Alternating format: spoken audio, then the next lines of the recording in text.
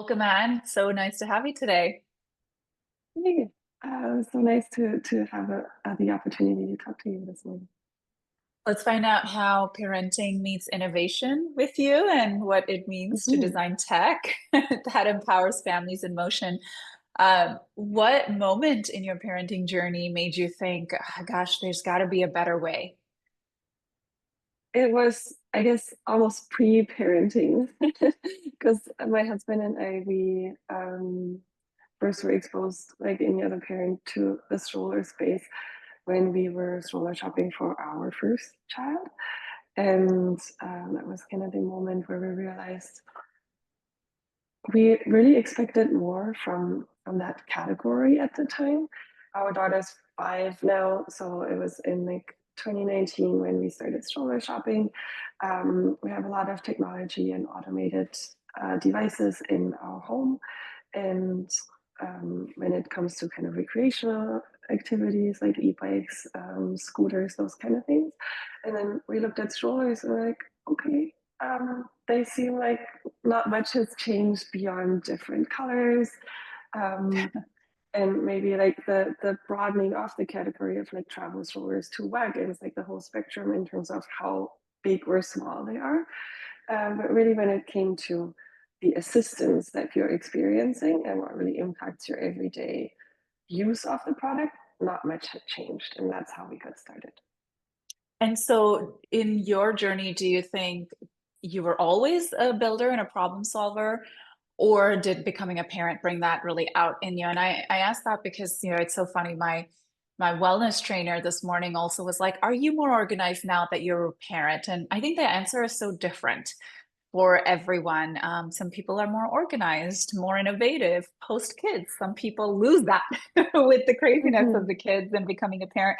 What was it like to become the fempreneur and problem solver in your journey? I think this question has like so many layers to it because if I look at like my personal approach to things, like after becoming a parent, I feel like I let a lot more things go that it would have bothered me previously because you just don't have the time for it. Um, when it comes to kind of how we approach Glüxkind and how we approach our product development, that's definitely not the case. Like we have like a whole team of engineers from um, hardware, mechanical, electrical engineering, embedded systems. Like there's so many like incredible people involved in bringing our smart strollers to life. And they definitely don't operate on the system of just letting things go. So there's a lot of detail that goes into those things to make sure that they are kind of intuitive and that they really solve the problems that we're facing on a daily basis as parents of little ones.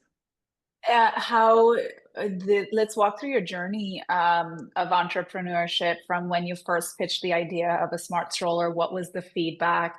Did you go through a fundraise journey? And again, there's so many solopreneur parents out there or that are either in more of a entrepreneurship or independent contractor capacity, looking for ideas to launch. So if we were to take a moment to really understand your journey from idea to execution, would love to hear some feedback on that. Yeah. So again, like the idea came when I was still pregnant with our daughter, and we started with a lot of market research really at the time to see what is in the space outside of the products that are very popular in like Google searches or that you see in showrooms. And we're surprised that we didn't really find smarter products or more automated, motorized products that would also increase the inclusivity of it. Because it's not just all about convenience for fully physically able parents, it's also about building products for parents who are not as fortunate on having the strength to push a fully loaded stroller, for example. Um, so yeah, we really started with a lot of market research, and then when we incorporated the company, it was right at the beginning of COVID. So I actually did a lot of conversations with other parents over the phone while we like separately walked with like headphones in and discussed what are the problems that people are facing with their strollers. What did they wish their strollers would do for them? What are some kind of anxieties that they're having, even if no kind of catastrophic incident happened to them, but what's something that's nagging at the back of their head that they don't overcome and that's always there. For example, kind of the thought of a runaway stroller is kind of present, especially in new parents, so many times, even if it doesn't happen all the time. And the occasions where a stroller kind of runs away from you is very minimal, but it occupies space, like mental space, and increases your anxiety. So removing that with our self-braking strollers is like a huge improvement for a lot of parents.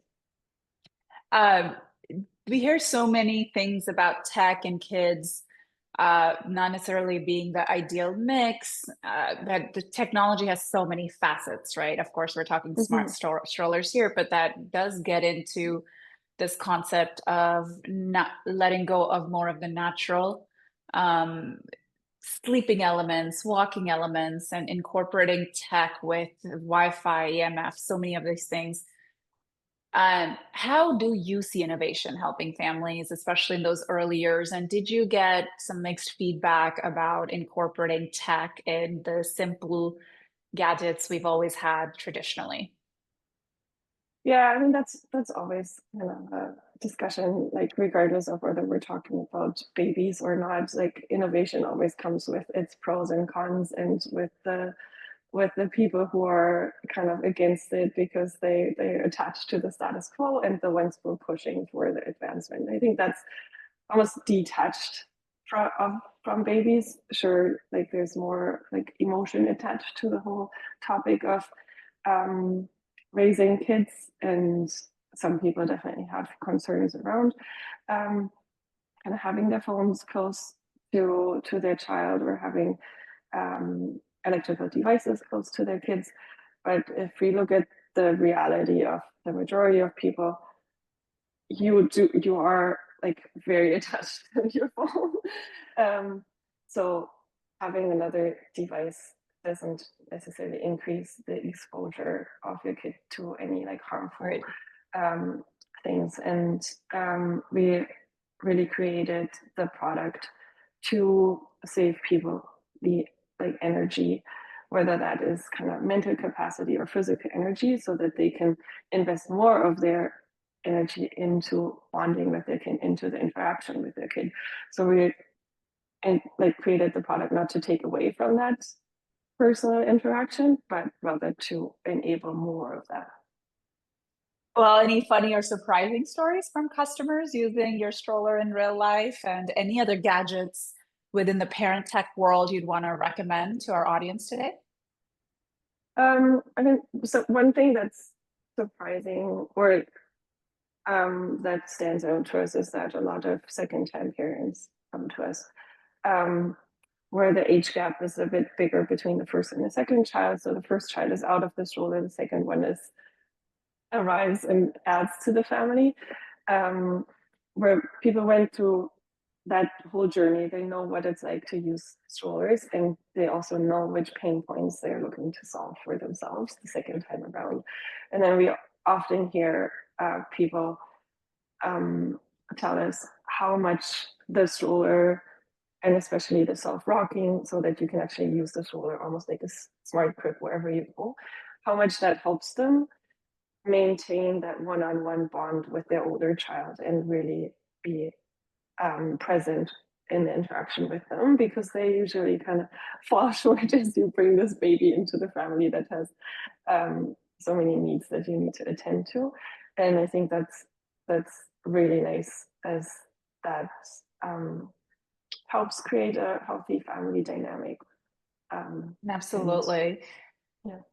What do you think parents are craving, really, as you've met so many of the families through Glüxkind? Do you think it is convenience, as you're stating, maybe peace of mind that subconsciously comes in through these innovative ideas, or really the freedom?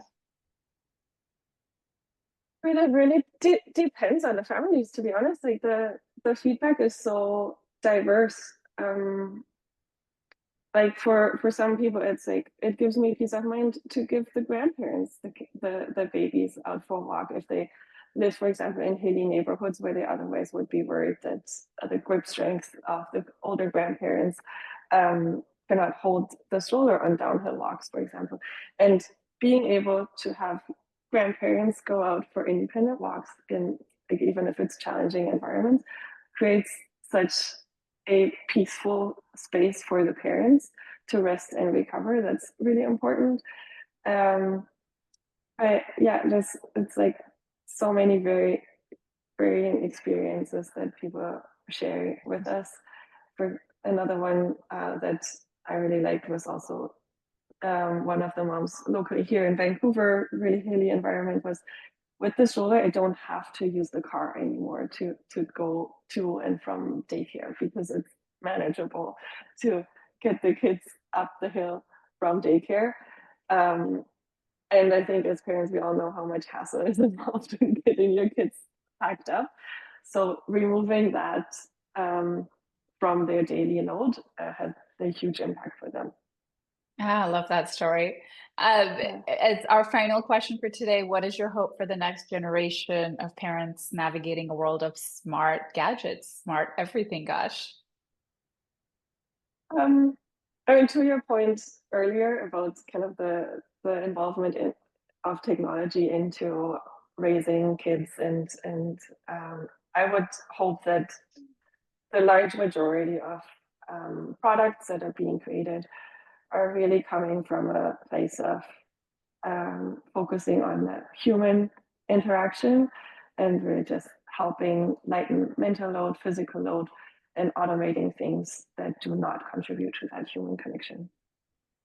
It's it's so funny. It's because they say that the newer generation, so millennials are the ones that are majority of the workforce and the parents, and we grew up with both the traditional no gadget, no tech, and then Mhm. only tech and gadgets. So we still know what the rotary phone and the library and all of that felt like, and Mhm. this new and we need to shift gears, right? Where I went into my twins' preschool classroom and I'm seeing maybe coding going on and AI Mhm. camps starting as early as 5, and of course, smart everything happening. So it's definitely the new world, and I think if you're not moving forward, it's not that you're stopped; it's that you're moving backwards. Mhm. And we don't want that to be the case for our kids, of course. But Yeah. uh, with that said, we had a wonderful episode with you. Thank you for sharing your insights. Good luck on scaling such a wonderful brand and idea, and look forward to hearing from Thank you you. more. Thank you so much.